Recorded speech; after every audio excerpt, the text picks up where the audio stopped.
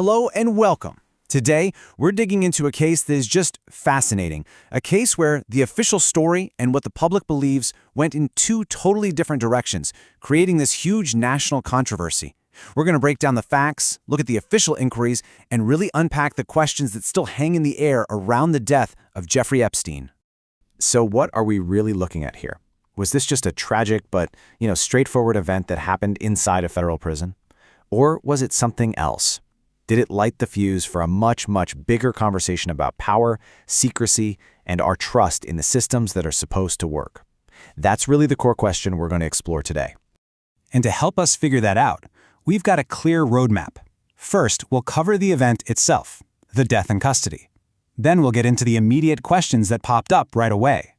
After that, we'll look at the official investigations. And finally, we'll unpack the conclusions and the controversy that, honestly, is still going strong.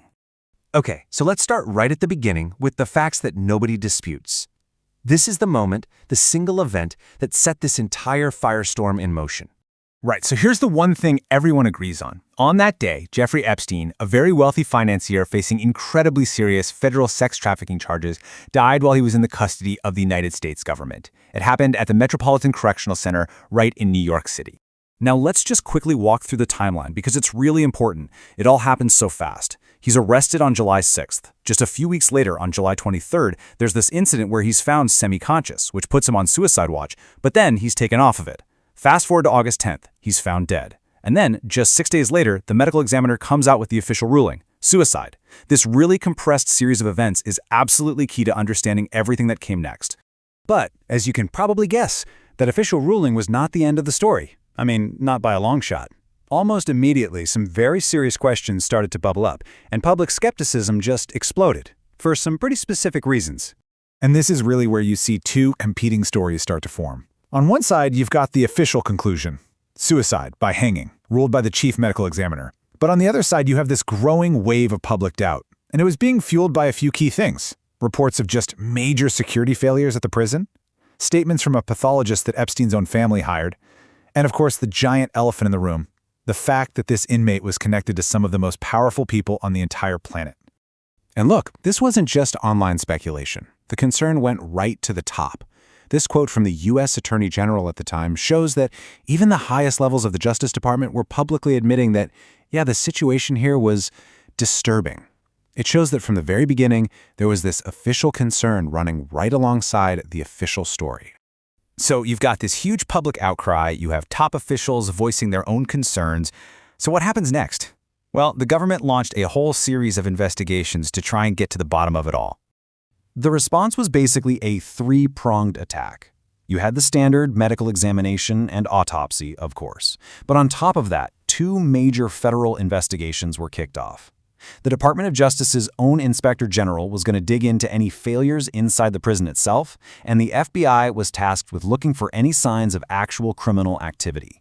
And just so we're all on the same page with the lingo here, the Inspector General, or the IG, is basically like the internal affairs for a government agency. Their whole job is to be an independent watchdog, and in this case, their focus was aimed squarely at the Bureau of Prisons. Which brings us to the final piece of the puzzle. What did all these investigations actually find? And more importantly, what impact did those findings have on what the public believed happened? Okay, the Inspector General's final report was an absolute bombshell. On the one hand, it came out and strongly backed up the medical examiner's conclusion of suicide. But, and this is a huge but, it also laid out this just stunning list of failures. We're talking serious negligence by the staff, totally broken security protocols, and even guards literally falsifying official records. So while the report said it found no evidence of foul play, it painted this incredibly damning picture of a system that was completely dysfunctional. And out of all of those failures, one number really stands out: 2. That's how many correctional officers were actually charged with falsifying records. They admitted they had just not done their required checks on Epstein the night he died, and then lied about it on paper. So, after all of that, did public opinion finally line up with the official findings? No, not even close.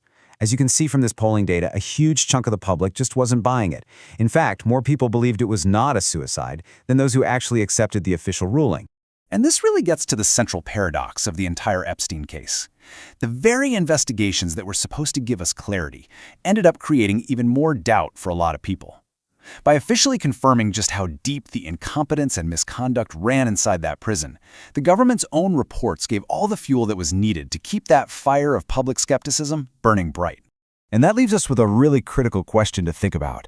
The Epstein case ended up being about so much more than one man's death. It became a mirror, reflecting a much deeper issue. When the gap between the official story and what the public believes becomes this wide, what does that tell us about the trust, or lack of trust, that we have in the very institutions that are supposed to give us the truth?